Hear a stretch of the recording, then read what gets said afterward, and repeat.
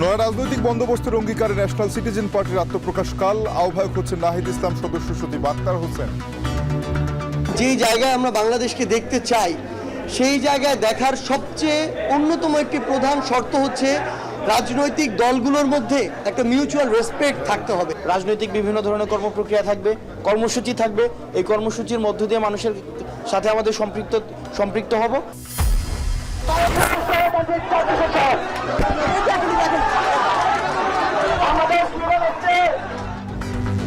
নতুন সংগঠন নিয়ে অনাকাঙ্ক্ষিত ঘটনায় গণতান্ত্রিক ছাত্র সংগঠনের দুঃখ প্রকাশ। রিফাত রশিদের পদত্যাগ, 2.5 বছরে সারা দেশে পূর্ণাঙ্গ কমিটি। প্রধান অতিথি দেশনেত্রী বেগম খালেদা জিয়াকে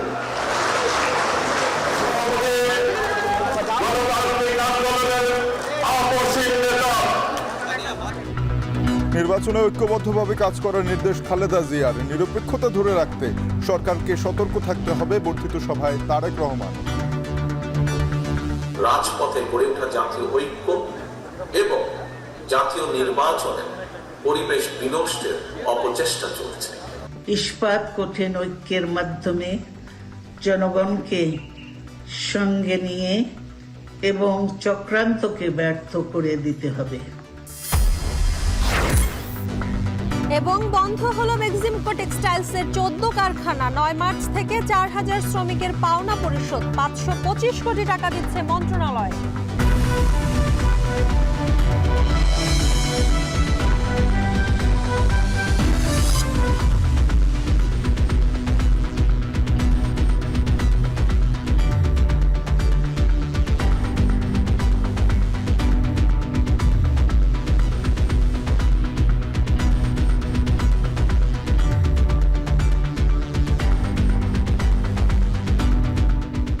শুনছিলেন শিরোনাম। স্বাগত সান্ধ্যবাজারে। পুরো আয়োজনে আপনাদের সঙ্গে আছি আমরা দুজন, আমি শম্পা বিশ্বাস এবং আমি তানজিম শাফিন। শম্পা, গণভ্যুত্থানের পরে যে কথাটি চাউর হয়েছিল নতুন রাজনৈতিক বন্দোবস্ত, এবং সম্প্রতি উপদেষ্টা নাহিদ ইসলাম পদত্যাগ করে উপদেষ্টা পদ থেকে জনতার কাতারে নেমে তিনি বলছিলেন যে ইতিহাসের টানে একটি রাজনৈতিক শক্তির উত্থান বাংলাদেশে প্রয়োজন। ন্যাশনাল সিটিজেন পার্টির নামে সেই রাজনৈতিক শক্তি হতে যাচ্ছে, যেখানে তিনি নিয়েছেন আহ্বায়ক পদটি। আখতার হোসেন রয়েছেন সদস্য সচিব পদে।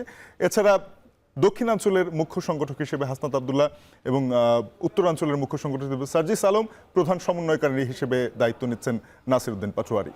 শাফিন, তবে নেতৃত্ব নিয়ে বিরোধের জেরে এই নতুন দলে যোগ দিচ্ছেন না ইসলামী ছাত্র শিবির থেকে আসা নাগরিক কমিটির কেন্দ্রীয় কয়েকজন নেতা, এবং পুরনো বিভাজনের রাজনীতি থেকে মুক্ত না হতে পারলে এই যে গণ অভ্যুত্থানের শক্তি সেটি দুর্বল হয়ে যাবেন, এমনটা বলছেন রাজনৈতিক বিশ্লেষকরা। এ নিয়ে আমাদের হাতে একটি প্রতিবেদন রয়েছে যেটি তৈরি করেছেন সহকর্মী হাসিব বিল্লাহ। আমরা দেখে আসবো সেটি। ফ্যাসিবাদী ব্যবস্থার বিলোপ ও নতুন রাজনৈতিক বন্দোবস্তের লক্ষ্যে আত্মপ্রকাশ হতে যাচ্ছে নতুন রাজনৈতিক দল। তরুণ নাগরিকদের সমন্বয়ে গঠিত নতুন রাজনৈতিক দলের নাম জাতীয় নাগরিক পার্টি বা ন্যাশনাল সিটিজেন পার্টি, এনসিপি। বৃহস্পতিবার দুপুর থেকে বিকেল পর্যন্ত রাজধানীর বাংলা মোটরে জাতীয় নাগরিক কমিটির কেন্দ্রীয় কার্যালয়ে জাতীয় নাগরিক কমিটি ও বৈষম্য বিরোধী ছাত্র আন্দোলনের যৌথ বৈঠক হয়। সেখানে দলের নাম চূড়ান্তের পাশাপাশি শীর্ষ নেতাদের নামও চূড়ান্ত হয়। নতুন দলের আহ্বায়ক এবং সদস্য সচিব হিসেবে দায়িত্ব নিতে যাচ্ছেন সদ্য সাবেক উপদেষ্টা নাহিদ ইসলাম এবং নাগরিক কমিটির সদস্য সচিব আখতার হোসেন। প্রধান সমন্বয়কারী পদে নাসির উদ্দিন পাটোয়ারি ও সহ সমন্বয়কারী হিসেবে দায়িত্ব পালন করবেন আব্দুল হান্নান মাসুদ। এদিকে দক্ষিণাঞ্চলের মুখ্য সংগঠক হাসনাত আবদুল্লাহ ও উত্তরাঞ্চলের মুখ্য সংগঠক হিসেবে থাকছেন সার্জিস আলম। আর দলের জ্যেষ্ঠ যুগ্ম আহ্বায়ক পদে সামান্তা শারমিন ও জ্যেষ্ঠ যুগ্ম সদস্য সচিব পদে আরিফুল ইসলাম আদিব দায়িত্ব পালন করবেন। তবে শীর্ষ পদের জন্য চলছে শেষ মুহূর্তের বোঝাপড়া। শুক্রবার বিকেলে রাজধানীর মানিক মিয়া এভিনিউতে নতুন এই দলের আত্মপ্রকাশ অনুষ্ঠান হবে। সেখানে দলের শীর্ষ পদে মনোনীতদের নাম ঘোষণা করা হবে।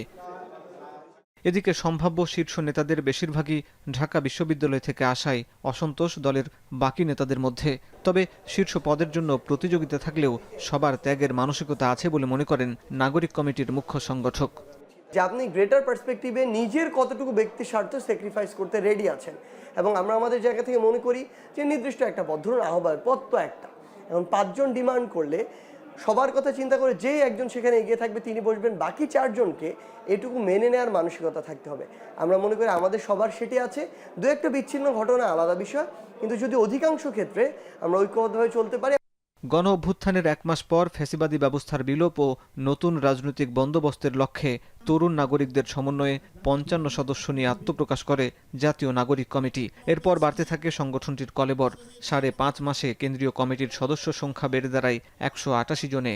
যোগ দেয় ছাত্রশক্তি অধিকার পরিষদ, এবি পার্টি, বাম সংগঠন সহ কওমি মাদ্রাসা ভিত্তিক বিভিন্ন ছাত্র সংগঠনের নেতারা। 24 ডিসেম্বরে ইসলামী ছাত্র শিবিরের সাবেক নেতারা সরাসরি যুক্ত হলে আরও গতি পায় জাতীয় নাগরিক কমিটির কার্যক্রম। সভা সমাবেশ সহ বিভিন্ন কর্মসূচিতে দেখা যায় ছাত্র শিবিরের সাবেক ও বর্তমান নেতাকর্মীদের উল্লেখযোগ্য উপস্থিতি। তবে চলতি মাসে রাজনৈতিক দলের আত্মপ্রকাশ উপলক্ষে নেতৃত্ব নিয়ে বিরোধ শুরু হয়। এরপর অভ্যুত্থানের কৃতিত্ব নিয়ে বিরোধে জড়ান ছাত্রশক্তি ও ছাত্র শিবির নেতারা।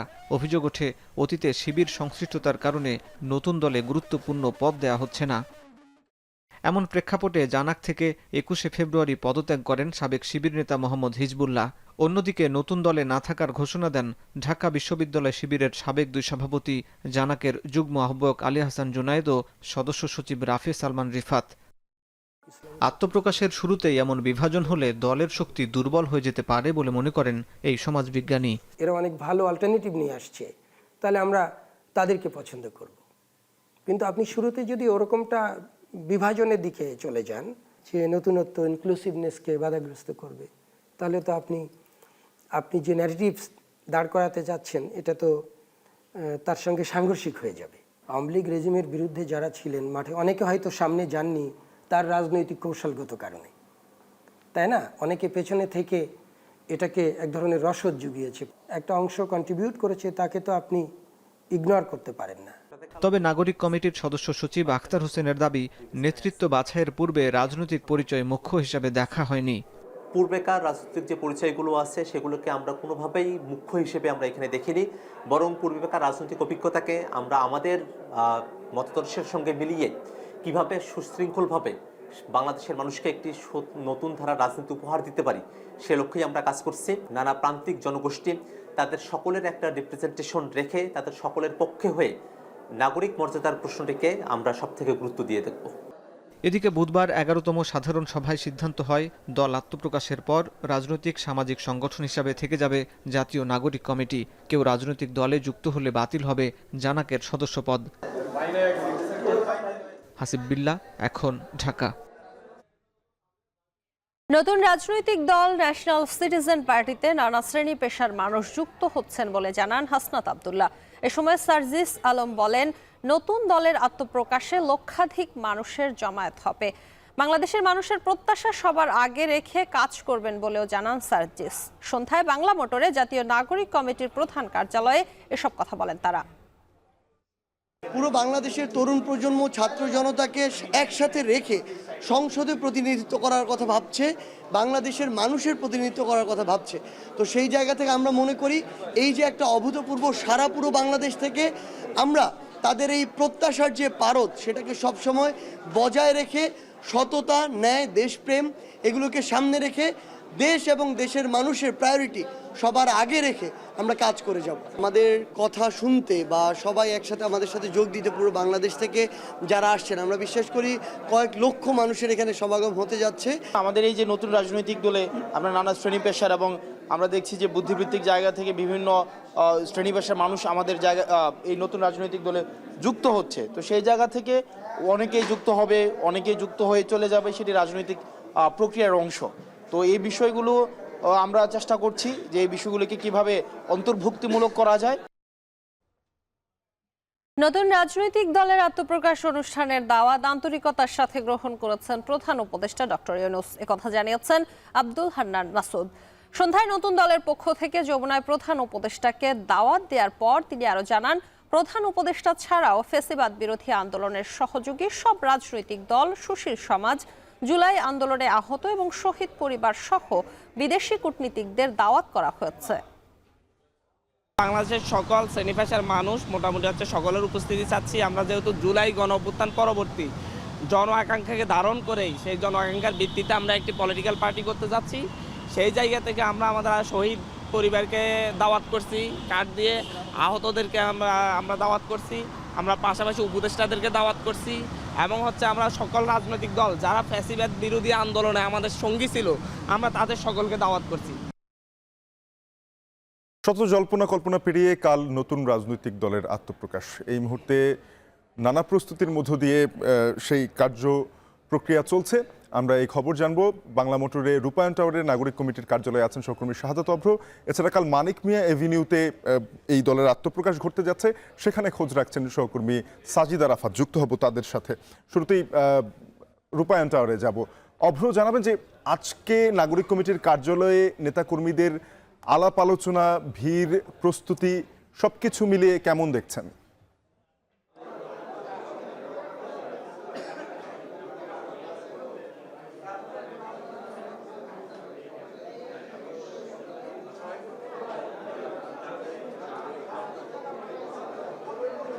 এই মুহূর্তে শাফিন, আপনি যেটি বলছিলেন, এই মুহূর্তে আমি কিন্তু আছি বাংলা মোটরে, যেখানটা কিনা হচ্ছে এই যে নাগরিক কমিটি আছে সেই নাগরিক কমিটির কিন্তু অফিসে।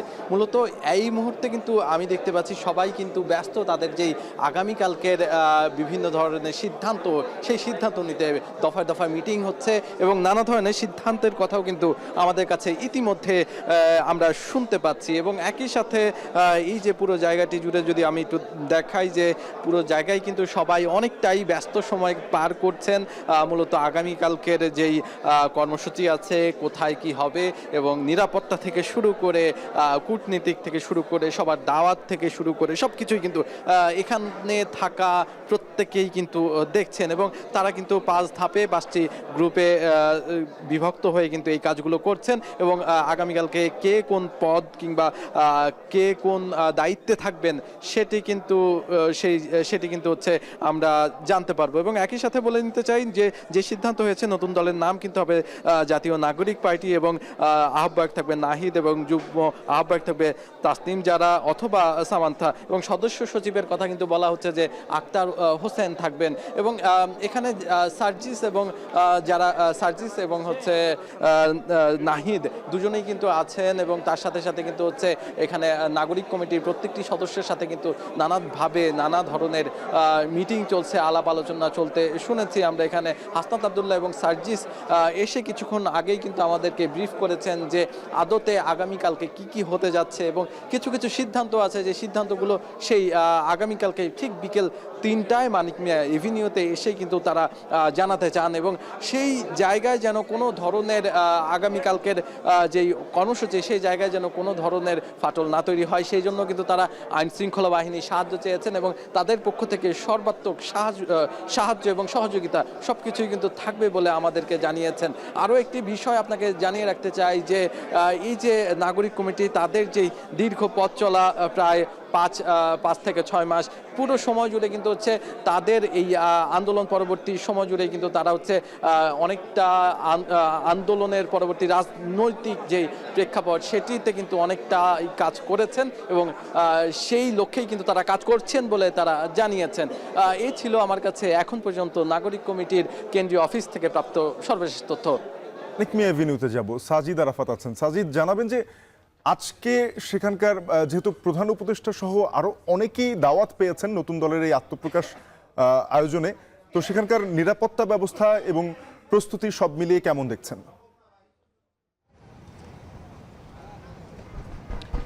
শাফিন, আমাদের সহকর্মী শাহাদাত অভ্র বাংলা মোটরে নাগরিক কমিটির যে কেন্দ্রীয় অফিস সেখানকার যে ব্যস্ততার কথা জানাচ্ছিলেন। আমি এই মুহূর্তে জানাতে চাই মানিক মিয়া এভিনিউ অর্থাৎ সংসদ ভবনের সামনের যে জায়গা, সেখানে আগামীকাল একটি নতুন দল আত্মপ্রকাশ করতে যাচ্ছে। আনুষ্ঠানিকভাবে যে দল ঘোষণা করা হয়েছে এরই মধ্যে নাম, তারা যে আগামীকালের যে তাদের যে কার্যক্রম সেটি নিয়ে কিন্তু বেশ প্রস্তুতি চলছে এখানে। এই মুহূর্তে যদি দেখাতে চাই, এখানে মঞ্চ তৈরির জন্য যে কাজকর্ম সেই কাজকর্ম চলছে। আমরা দেখছি যে বাঁশ দিয়ে রাস্তার পাশে কিন্তু বাঁশ দিয়ে ঘেরা হয়েছে। মঞ্চ তৈরির কাজ আর কিছুক্ষণ পরে শুরু হবে এবং আনুষ্ঠানিক যে অন্যান্য যে কার্যক্রম, এখানকার যে চেয়ার নিয়ে আসা বা সামিয়ানা টাঙ্গানো সহ অন্যান্য যে কাজগুলো সেই সেই কাজগুলো কিন্তু চলছে আমরা দেখতে পাচ্ছি, এবং রাতভর এটি চলবে বলে আমরা এখানকার যে যারা কাজ করছে তাদের কাছ থেকে জানতে পেরেছি, এবং তারা ব্যস্ত সময় পার করছে। আপনি দেখছেন এখানে চেয়ার থেকে শুরু করে সবগুলো কিন্তু সাজিয়ে রাখা হয়েছে। মঞ্চ প্রস্তুত করা হলে তারপরে সেগুলো জায়গায় জায়গায় বসানো হবে, এবং এই যে খুঁটি বাঁশ সহ যাবতীয় যে কার্যক্রমগুলো রয়েছে সেগুলো কিন্তু চলছে। এবং আরেকটি জিনিস জানিয়ে রাখি যে জাতীয় নাগরিক পার্টি আগামীকাল বিকেল 3টায় আত্মপ্রকাশ করবে। তার আগে যে রাজনৈতিক দলগুলো অর্থাৎ ফ্যাসিবাদ বিরোধী আন্দোলনের সহযোগী যে রাজনৈতিক দলগুলো তাদেরকে দাওয়াত করা হয়েছে। প্রধান উপদেষ্টাকে আমরা দেখেছি দাওয়াত করেছেন হান্নান মাসুদের নেতৃত্বে 3 সদস্যের একটি দল কিন্তু গিয়েছিল সন্ধ্যা 6টার দিকে প্রধান উপদেষ্টার বাসভবন যমুনায়। সেখানে তাকে দাওয়াতপত্র দেওয়া হয়েছে এবং তারা জানিয়েছে যে প্রধান উপদেষ্টা তাদের দাওয়াত আন্তরিকভাবে গ্রহণ করেছেন এবং নতুন দলকে শুভকামনা জানিয়েছেন। এবং এছাড়াও অন্যান্য যে রাজনৈতিক দলগুলো রয়েছে বিএনপি সহ জামায়াতে ইসলামী সহ অন্যান্য গণপরিষদ অধিকার সহ যেই রাজনৈতিক দলগুলো ফ্যাসিবাদ বিরোধী আন্দোলনে সহযোগিতা করছে তাদেরকেও কিন্তু আগামীকাল দাওয়াত দেওয়া হয়েছে, এবং তাদের পক্ষ থেকে বলা হয়েছে শহীদ পরিবার থেকে শুরু করে আহত যারা জুলাই যোদ্ধা তাদেরকেও কিন্তু আগামীকালকের এই যে আত্মপ্রকাশ অনুষ্ঠান সেই অনুষ্ঠানে কিন্তু দাওয়াত করা হয়েছে। এছাড়াও বিদেশি কূটনীতিকরা, সুশীল সমাজের প্রতিনিধি সহ সমাজের বিভিন্ন স্তরের মানুষকে কিন্তু দাওয়াত করা হয়েছে আগামীকালকের এই কার্যক্রমে। এই নতুন দল যে আত্মপ্রকাশ করবে সেই অনুষ্ঠানে আমরা দেখতে পাচ্ছি, এই মুহূর্তে দেখছেন আমাদের ক্যামেরায় হয়তোবা, এখানে এই যে বাঁশ দিয়ে মঞ্চ বানানোর যে কাজগুলো সেই কাজগুলো করছেন এখানকার যারা রয়েছেন শ্রমিকরা। সেই কার্যক্রমগুলো কিন্তু আমরা দেখছি এই তারা বেশ ব্যস্ত সময়, অর্থাৎ সময় কিন্তু বেশি নেই, আজকে রাত এবং কালকে হয়তো সকাল দুপুরের মধ্যে এই কাজগুলো তারা সম্পন্ন করে ফেলবে। একটি বিষয় জানিয়ে রাখি যে নতুন দল আত্মপ্রকাশ করে যাচ্ছে নাহিদ ইসলামের নেতৃত্বে সদস্য সচিব রয়েছেন সেখানে আক্তার হোসেন, এছাড়া উত্তরবঙ্গের দায়িত্বে রয়েছেন সার্জিস আলম, দক্ষিণবঙ্গে হাসনাত আবদুল্লাহ সহ এই যে কেন্দ্রীয় যে নেতৃত্ব বেশ কয়েকজনের নাম আমরা ইতিমধ্যে জানতে পেরেছি। এবং আগামীকাল সেই মাহেন্দ্র খন বিকেল 3টায় নতুন যে দল অনেক জল্পনা কল্পনার মধ্য দিয়ে জুলাই আন্দোলনের যারা মুখ্য ভূমিকা পালন করেছিলেন তাদের নেতৃত্বে একটি দল আসছে, তারই আসলে প্রস্তুতির খবর এই মুহূর্তে জানাচ্ছিলাম সংসদ ভবনের সামনে মানিক মিয়া এভিনিউ থেকে। এই ছিল আমার কাছে সবশেষ। শাফিন। সহকর্মী সাজিদ আরাফাত মানিক মিয়া এভিনিউ থেকে। এর আগে সহকর্মী শাহাদাত অভ্র যুক্ত হয়েছিলেন নাগরিক কমিটির কার্যালয় থেকে, জানাচ্ছিলেন আগামীকাল নতুন দলের আত্মপ্রকাশের প্রস্তুতি নিয়ে। শাফিন, নতুন ছাত্র সংগঠন ঘোষণাকে কেন্দ্র করে গতকাল যে অনাকাঙ্ক্ষিত ঘটনাটি ঘটেছে সেটি নিয়ে আজ দুঃখ প্রকাশ করা হয়েছে এবং সেই সঙ্গে বলা হয়েছে 2.5 বছরের মধ্যে সারা দেশে পূর্ণাঙ্গ কমিটি দেয়া হবে।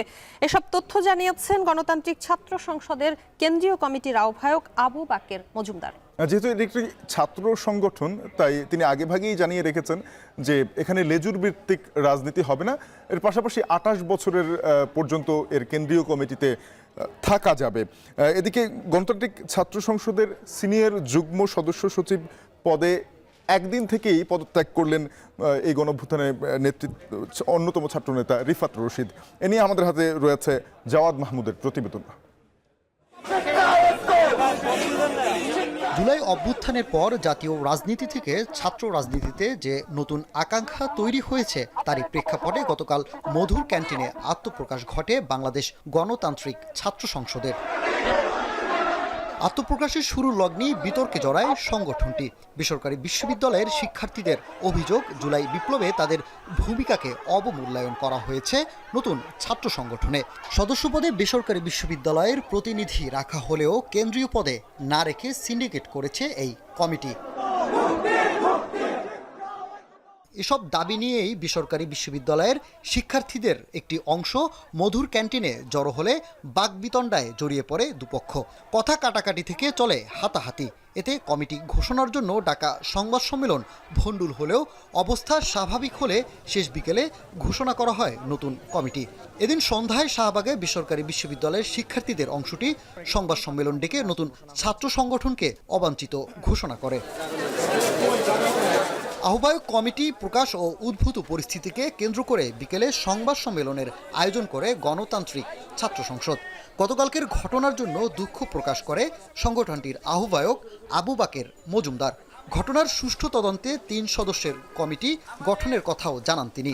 ছাত্র সংগঠনের ঘোষণাপত্র ঘোষণা করা হয়েছিল, কিন্তু সেখানে কিছু অনাকাঙ্ক্ষিত ঘটনা ঘটে। সেই অনাকাঙ্ক্ষিত ঘটনার জন্য আমরা দুঃখ প্রকাশ করছি। এ সময় তিনি আরও জানান, জুলাই বিপ্লবের চেতনাকে ধারণ করে লেজুর ভিত্তিক ছাত্র রাজনীতি বন্ধ করতে চায় তার দল। আমাদের এই ছাত্র সংগঠনটি কখনোই লেজুর ভিত্তি করবে না এবং একই সাথে এই ছাত্র সংগঠন গণতান্ত্রিক উপায়ে শিক্ষার্থীদের ভোটের গণতান্ত্রিক উপায়ে কাউন্সিলের মাধ্যমে বটম টু টপ অ্যাপ্রোচে তাদের নেতৃত্ব বাছাই করবে। 205 সদস্য বিশিষ্ট পূর্ণাঙ্গ কেন্দ্রীয় কমিটি ঘোষণা করা হলেও 2.5 বছরের মধ্যে সারা দেশে কমিটি ঘোষণা করতে পারবেন বলে প্রত্যাশা তরুণ ছাত্র নেতাদের। কেন্দ্রীয় কমিটিতে সর্বোচ্চ বয়স 28 বছর হবে। সানি মৃধা, এখন, ঢাকা। উৎসাহ উদ্দীপনার মধ্য দিয়ে দীর্ঘদিন পর অনুষ্ঠিত হচ্ছে বিএনপির বর্ধিত সভা। সভায় লন্ডন থেকে ভার্চুয়ালি যুক্ত হন বিএনপি চেয়ারপারসন বেগম খালেদা জিয়া। দলের নেতাকর্মীদের নির্বাচনে ঐক্যবদ্ধভাবে কাজ করার নির্দেশ দেন তিনি। জাতীয় সংসদের এলডি হলে আয়োজিত বর্ধিত সভায় তিনি বলেন, পতিত স্বৈরাচার গণ অভ্যুত্থান ব্যর্থ করতে এখনও ষড়যন্ত্র করছে। এর আগে তারেক রহমান বলেন, অন্তর্বর্তী সরকার আইন শৃঙ্খলা পরিস্থিতি নিয়ন্ত্রণ করতে পারছে না, তাই আগে স্থানীয় সরকার নির্বাচনের পরিকল্পনা থেকে বের হতে হবে। আর জানাচ্ছেন সিফাত শাহরিয়ার। প্রায় 3 দশক পর বিএনপির বর্ধিত সভা, তৃণমূল থেকে নীতি নির্ধারক, দলের 4000-এর বেশি নেতৃবৃন্দ এক প্রাঙ্গণে। সকাল 7:30 থেকে সভাস্থলে জমায়েত হতে থাকে সারা দেশ থেকে আসা নেতৃবৃন্দ। সময় বাড়ার সাথে জাতীয় সংসদ ভবনের এলডি হল প্রাঙ্গণ হয়ে ওঠে মিলন মেলায়। সভায় ভার্চুয়ালি যুক্ত হন দলের ভারপ্রাপ্ত চেয়ারম্যান তারেক রহমান। আনুষ্ঠানিকতার শুরুতে গত 16 বছরে গণতান্ত্রিক আন্দোলনে শহীদ ও দলের প্রয়াত নেতৃবৃন্দের স্মরণে 1 মিনিট নীরবতা পালন করা হয়। এরপর সংক্ষেপে শোক প্রস্তাব ঘোষণা করেন দলের সিনিয়র যুগ্ম মহাসচিব রুহুল কবির রিজভী।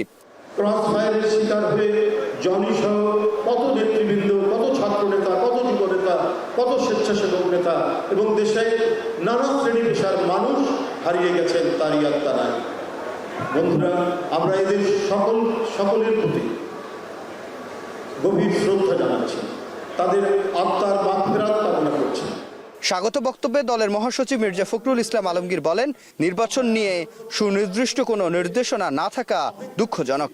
একটি গণতান্ত্রিক দল এবং একটি আইন মেনে চলা, সংবিধান মেনে চলা একটা রাজনৈতিক দলের উপরে যে নির্মম নির্যাতন নিপীড়ন এসেছে, তারপরেও শহীদ প্রেসিডেন্ট জিয়া রহমানের সৃষ্ট এই দল নির্দেশিত পথে আমরা সামনের দিকে এগিয়ে গণতন্ত্র প্রতিষ্ঠার কাজ করে চলেছি। বন্ধুরা, আগস্টের পরিবর্তনের পরে ফ্যাসিস্ট হাসিনা দেশ থেকে পালিয়ে ভারতে আশ্রয় নেওয়ার পরে আমাদের দেশের অবস্থার পরিবর্তন হবে। অতি দ্রুত দেশে জনগণের ভোটাধিকার ফিরিয়ে দেওয়া হবে এবং জনগণ তাদের ভোটাধিকার প্রয়োগ করতে পারবেন। কিন্তু আমরা দুঃখের সঙ্গে দেখছি এখনো এখন পর্যন্ত সেই লক্ষ্যে আমরা সুস্পষ্ট কোনো নির্দেশনা পাচ্ছি না। দুপুর 12টায় ভার্চুয়ালি যুক্ত হন তারেক রহমান। বলেন, সংস্কার এবং স্থানীয় নির্বাচনের কথা বলে ধূম্রজালের সৃষ্টি করা হচ্ছে। আগে স্থানীয় সরকার নির্বাচন আয়োজন করা হলে সেটি হবে পলাতক আওয়ামী লীগের পুনর্বাসন প্রক্রিয়া।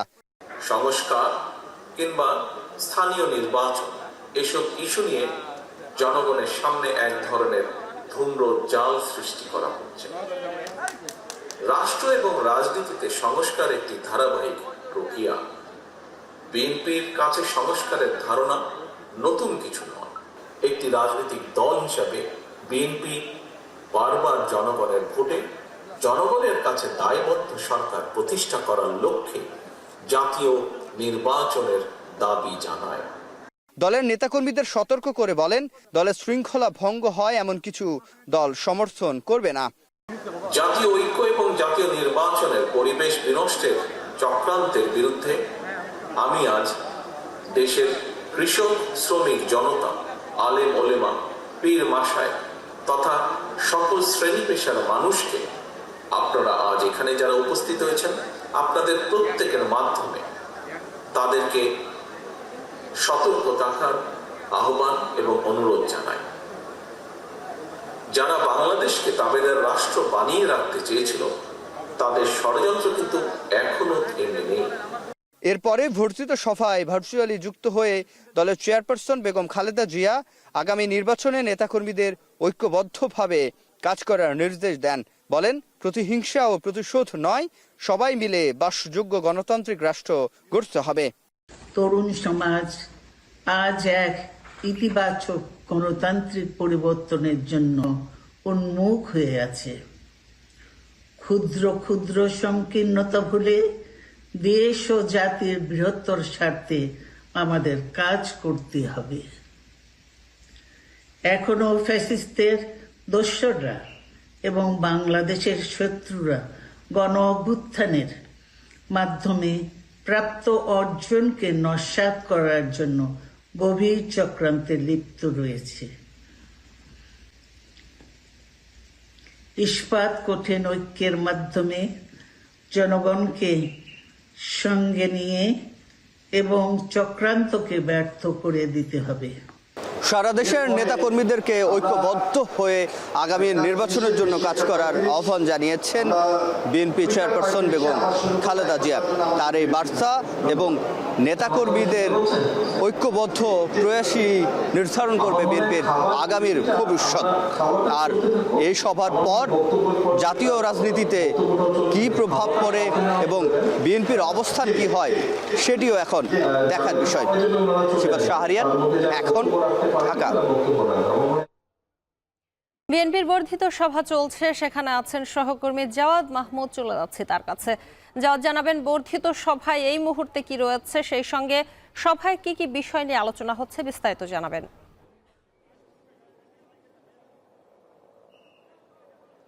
শম্পা, আপনি জানেন যে আজ সকাল থেকেই বিএনপির যে বর্ধিত সভা সংসদ ভবনের এলডি হলে সেটি চলছে। এই মুহূর্তে মূলত কেন্দ্রীয় নেতারা কথা বলছেন। আমরা যতটুকু জানতে পেরেছি মূলত দুটি সেশনে আজকের যে বর্ধিত সভা সেটি হচ্ছে সকালবেলা তারেক রহমান কথা বলেছেন, বেগম খালেদা জিয়া কথা বলেছেন এবং মির্জা ফখরুল ইসলাম আলমগীর কথা বলেছেন। এরপরে মূলত প্রথম যে সেশনটি সেটি শেষ হওয়ার পরে দুপুরের পর একটি রুদ্ধদ্বার যেই সেশনটি বলে সেটি হয়েছে। সেখানে মূলত বিভিন্ন জেলা, উপজেলা এবং পৌরসভার যেই আহ্বায়ক কমিটি রয়েছে সেই আহ্বায়ক সদস্য সচিব এবং যেখানে সভাপতি সাধারণ সম্পাদক রয়েছেন সেই সকল সভাপতি সাধারণ সম্পাদক তারা কথা বলেছেন। এবং এই পুরো সেশনটিতেই বিএনপির ভারপ্রাপ্ত চেয়ারম্যান তারেক রহমান যুক্ত ছিলেন।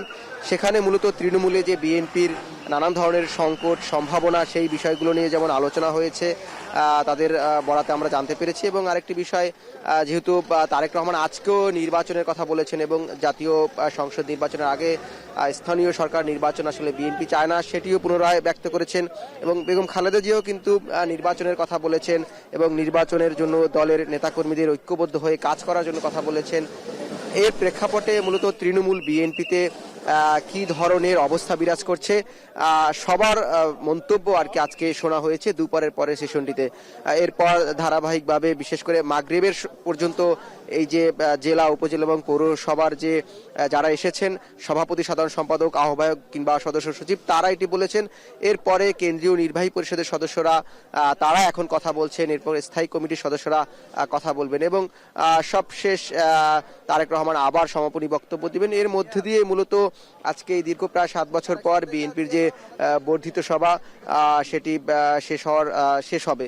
এবং আরেকটি বিষয় জানিয়ে রাখি যে 2018 সালে কিন্তু প্রথম 3 ফেব্রুয়ারি এই দীর্ঘদিন পর বিএনপির এই যে বর্ধিত সভা সেটি হয়েছে এবং তখন কিন্তু সভাপতিত্ব করেছিলেন বেগম খালেদা জিয়া। এবং এটি নিয়ে আমরা দেখেছি যে যারা এখনো আছেন নেতাকর্মীদের মধ্যে উচ্ছ্বাস যেমন লক্ষ্য করা যাচ্ছে এবং যেহেতু সামনে জাতীয় সংসদ নির্বাচন, সেই নির্বাচনের প্রস্তুতিমূলক একটি সভাও কিন্তু এটি এখানে বলছেন এবং বলছেন যে আগামীতে একটি সুষ্ঠু এবং নিরপেক্ষ নির্বাচন হবে, সেই নির্বাচনের লক্ষ্যে সবাই ঐক্যবদ্ধ হয়ে কাজ করবেন এমনটাই প্রত্যাশা করছেন যারা এখানে এসেছেন। এবং আমরা যাদের সাথে কথা বলেছি বিএনপির তৃণমূল থেকে শীর্ষ পর্যায়ের নেতৃবৃন্দ। এই ছিল আমার কাছে সবশেষ। জুলাই আন্দোলনে শহীদ ও আহতদের 3 ক্যাটাগরিতে ভাগ করে আর্থিক সহায়তা দেবে অন্তর্বর্তী সরকার। বিকেলে ফরেন সার্ভিস একাডেমিতে সংবাদ সম্মেলনে এই কথা জানান প্রধান উপদেষ্টার প্রেস সচিব শফিকুল আলম। এ সময় তিনি আরও বলেন, শহীদ পরিবারকে এককালীন 30 লাখ টাকা ও মাসিক 20,000 টাকা ভাতা প্রদান করবে সরকার। এছাড়া এই ক্যাটাগরিতে অতি গুরুতর আহতদের এককালীন 5 লাখ টাকা ও মাসিক 20,000 টাকা দেওয়া হবে। এছাড়া সরকারি হাসপাতালে আজীবন বিনামূল্যে চিকিৎসা সহ সরকারি আধা সরকারি চাকুরির ক্ষেত্রে অগ্রাধিকার পাবেন জুলাই আন্দোলনে শহীদ ও আহত পরিবারের সদস্যরা। শহীদ যারা হয়েছেন তাদেরকে আপনারা জানেন বেশ কিছু কয়েক মাস আগে আমরা জানিয়েছিলাম যে তারা 30 লক্ষ টাকা করে পাবেন। শহীদ পরিবারের সক্ষম সদস্যগণ সরকারি ও আধা সরকারি চাকরিতে অগ্রাধিকার পাবেন। জুলাই 24-এর যোদ্ধাগণ 3টি মেডিকেল ক্যাটাগরি যথা ক্যাটাগরি এ, ক্যাটাগরি বি এবং ক্যাটাগরি সি অনুযায়ী সুবিধা পাবেন। শান্তবাজারের পর্যায়ে নিচ্ছে ছোট্ট একটি বিরতি। ফিরবো একটু পর, সাথেই থাকুন।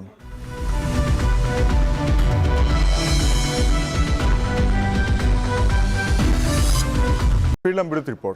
আপনারা দেখছেন শান্তবাজার। ডিসেম্বরের মধ্যে সংসদ নির্বাচনকে প্রধান লক্ষ্য রেখে কাজ চলছে। আপাতত স্থানীয় নির্বাচন নিয়ে ভাবা হচ্ছে না বলে জানিয়েছেন নির্বাচন কমিশনার আব্দুর রহমান মাসুদ। সকালে ধামরাইয়ে উপজেলা নির্বাচন কার্যালয় পরিদর্শন শেষে তিনি কথা বলেন। এ সময় তিনি বলেন, স্থানীয় নির্বাচন কয়েক ধাপে করতে হবে, তাই এই মুহূর্তে তা করা সম্ভব নয়। উপদেষ্টা সহ প্রায় দায়িত্বশীল সকলেই বলেছেন যে ডিসেম্বরের মধ্যেই সংসদ নির্বাচন হবে। কাজে নির্বাচন কমিশন বর্তমানে আমাদের মেইন ফোকাস এখন সংসদ নির্বাচন। আমাদের ভোটার হালনাগাদ করা হচ্ছে, ভোটার লিস্ট, এবং সেই ভোটার লিস্টও আমাদের জুনের মধ্যে সেটা সম্পূর্ণ চূড়ান্ত হয়ে যাবে। দেশের সবচেয়ে মজবুত আরএফএল ল্যাডার, যা 606 গ্রেড অ্যালুমিনিয়ামে তৈরি। শক্তিশালী এমএস ক্রসবার নিশ্চিত করে সর্বোচ্চ নিরাপত্তা। RFL ladder. শুক্রবার থেকে গাজীপুরে বেক্সিমকো ইন্ডাস্ট্রিয়াল পার্কের টেক্সটাইলস অ্যান্ড অ্যাপারেলস বিভাগের 14টি কারখানা বন্ধ হচ্ছে। দুপুরে উপদেষ্টা পরিষদের বৈঠক শেষে শ্রম উপদেষ্টা জানান, শ্রমিক কর্মচারীদের বেতন বকেয়া বাবদ শ্রম ও অর্থ মন্ত্রণালয় এরই মধ্যে 525 কোটি টাকার ব্যবস্থা করেছে। এসব জালিয়াতের সঙ্গে সংশ্লিষ্ট ব্যাংক ও কর্মকর্তাদের বিরুদ্ধে ব্যবস্থা নেওয়া হবে। আগামী 9 মার্চ থেকে 4000 শ্রমিকের পাওনা পরিশোধ করা হবে বলেও জানান তিনি। বিস্তারিত আজহার লিমনের প্রতিবেদনে। আইনের তোয়াক্কা না করে ব্যাংকগুলোতে রাখা মানুষের আমানত ঋণ আকারে নিয়ে কিভাবে লুটপাট করা হয় তার একটা উদাহরণ হয়ে উঠেছে বেক্সিমকো ইন্ডাস্ট্রিয়াল পার্ক। 5 আগস্টের গণঅভ্যুত্থানের পর পতিত প্রধানমন্ত্রীর বেসরকারি শিল্প ও বাণিজ্য বিষয়ক উপদেষ্টা সালমান এফ রহমানের মালিকানাধীন বেক্সিমকো গ্রুপের প্রতিষ্ঠানগুলোতে যখন অচলাবস্থা তৈরি হয়, তখন বিরাট সংখ্যক শ্রমিক কর্মচারী এসব প্রতিষ্ঠানের ভবিষ্যৎ নির্ধারণের দায়িত্ব পড়ে শ্রম মন্ত্রণালয় সহ সরকারের ওপর। সংকট সমাধানে প্রতিষ্ঠানটির আর্থিক ব্যবস্থাপনা নিয়ে ঘাটাঘাটি করার এই পর্যায়ে বেরিয়ে আসে প্রতিষ্ঠানটির বিপরীতে প্রায় 40,000 কোটি টাকা ঋণ কেলেঙ্কারির খবর। সরকারের পক্ষ থেকে বলা হয়, এর মধ্যে শুধুমাত্র জনতা ব্যাংক থেকে নেওয়া হয়েছে 23,000 কোটি এবং এমন অন্তত 16টি প্রতিষ্ঠানের বিপরীতে ঋণ নিয়েছে গ্রুপটি, যার আসলে অস্তিত্বই নেই। ঋণে জর্জরিত এসব প্রতিষ্ঠানের কর্মকর্তা কর্মচারীদের বেতন ভাতা সহ দায় কিভাবে মেটানো যায় সে বিষয়ে অনেক জলঘোলা শেষে শ্রম মন্ত্রণালয় থেকে সুপারিশ দেওয়া হয় কারখানাগুলো স্থায়ীভাবে বন্ধের, যার প্রেক্ষিতে শুক্রবার থেকে বেক্সিমকোর বর্তমান কর্তৃপক্ষ বন্ধ করছে গাজীপুর নগরের সারাব এলাকার বেক্সিমকো ইন্ডাস্ট্রিয়াল পার্কের টেক্সটাইলস অ্যান্ড অ্যাপারেলস বিভাগের 14টি কারখানা। বৃহস্পতিবার এ নিয়ে উপদেষ্টা পরিষদের বৈঠক শেষে শ্রম উপদেষ্টা জানান, তারা শ্রমিকদের কর্মহীন হয়ে পড়ার পক্ষে নয়, কিন্তু নিরুপায় হয়ে তাদের লে আউটের এমন সুপারিশ করতে হয়েছে। তবে শ্রমিক ও কর্মচারীদের বেতন বকেয়া বাবদ শ্রম ও অর্থ মন্ত্রণালয় এরই মধ্যে 525 কোটি টাকার সংস্থান করেছে, জানান এই উপদেষ্টা। কোনো শ্রমিকের চাকরি যাক, এটা আমরা চাইনি, এখনো চাই না, ভবিষ্যতে চাইব না। একটা অন্যতম বড় প্রতিষ্ঠান, যারা এতদিন আমরা ভাবছিলাম যে বিশাল বিশাল কারোবার, আসলে তা না। আমি গতবার আপনাদেরকে বলেছি টোটাল তাদের আপনার লায়াবিলিটি কত, এমনকি আমরা কোনো ব্যাংকের কাছ থেকেও টাকা পেলাম না। আলটিমেটলি আমরা জোগাড় করতে পেরেছি যে যা সম্পূর্ণ হিসাব কিতাবে যেটা বলা হয়েছে সেই টাকাটা আমরা জোগাড় করেছি। মধ্য রোজার আগেই সবাই পেয়ে যাবেন। এই পর্যায়ে শ্রম উপদেষ্টা বলেন, এসব জালিয়াতের সঙ্গে সংশ্লিষ্ট ব্যাংক ও কর্মকর্তাদের বিরুদ্ধে ব্যবস্থা নেওয়া হবে। সেনাপ্রধানের বক্তব্যের ব্যাপারে এই উপদেষ্টা বলেন, দায়িত্বশীল ব্যক্তি হিসেবে তিনি ঠিকই বলেছেন। তিনি কোনো কথা না বুঝে বলেন নাই, বাকিটা ইন্টারপ্রিটেশন কি এটা আপনারা জানেন। আর আমি যতটুকু ওনাকে চিনি, very straight forward man, very very straight forward man. যা বলার মানুষের মুখের উপরে বলার মতো লোক। হ্যাঁ, so I have lot of respect for him. উনি কি বলেছেন না বলেছেন সেটা ব্যাখ্যা আমি দিতে পারবো না, এটা উনিই দিতে পারবেন। ধন্যবাদ। বিদেশে পালিয়ে যাওয়া বেক্সিমকো সংশ্লিষ্টদের দেশে ফিরে আত্মসমর্পণের আহ্বান জানান এই উপদেষ্টা। এটা আপনারা তাকে জিজ্ঞেস করবেন, নট মি। আজহার লিমন, এখন, ঢাকা। রমজানের নিত্য প্রয়োজনীয় সকল পণ্যের যোগান পর্যাপ্ত রয়েছে বলে জানিয়েছেন জাতীয় ভোক্তা অধিকার সংরক্ষণ অধিদপ্তরের মহাপরিচালক মোহাম্মদ আলিম আক্তার খান। তবে ভোজ্য তেল নিয়ে একটি মহল বাজারে অস্থিরতা তৈরির চেষ্টা করছে বলেও জানান তিনি। আমরা প্রতিদিন এই ব্যবস্থা নিচ্ছি এবং নিয়ে চলেছি। এখনও ফিল্ডে আমার মনিটরিং টিম কাজ করছে, আপনি যেটা বললেন। হ্যাঁ, আবার এর সাথে পাইকারি যারা ডিসরাপশন করছে বলছেন, এখন খুচরা পর্যায়ে তো আমি দেখেছি যে সামনে তাদের তেলের ঘাটতি, জাস্ট গত রাতের আমার চিত্র এটা, এবং এক দোকানে না, একাধিক দোকানে। সান্ধ্যবাজারে নিচ্ছে আরেকটা বিরতি, ফিরছি একটু পর। বিরতির পর ফিরে এলাম। দেখছেন সান্ধ্যবাজার।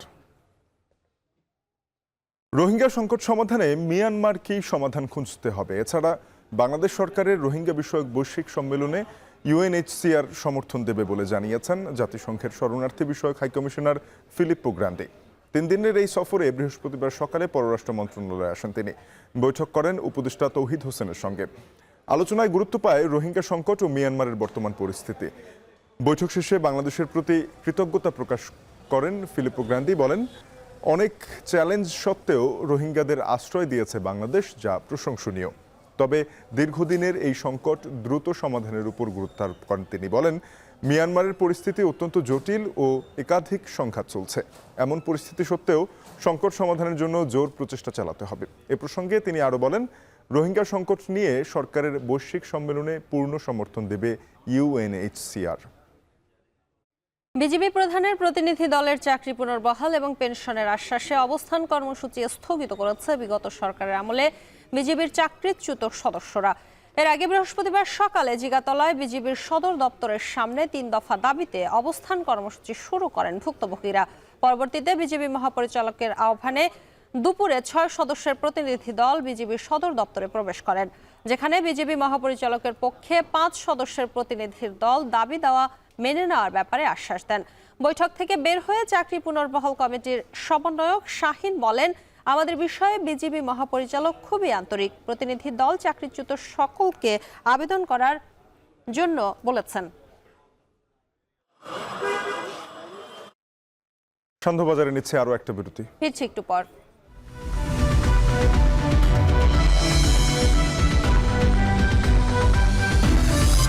এই সাথে শেষ করছি সান্ধ্যবাজার। এখন টেলিভিশন ওয়েবসাইটে দেখতে ভিজিট করুন www.ekhon.tv। এছাড়া যুক্ত থাকুন ফেসবুকে facebook.com/tv.ekhon এবং ইউটিউবে দেখতে youtube.com/c/ekhon tv।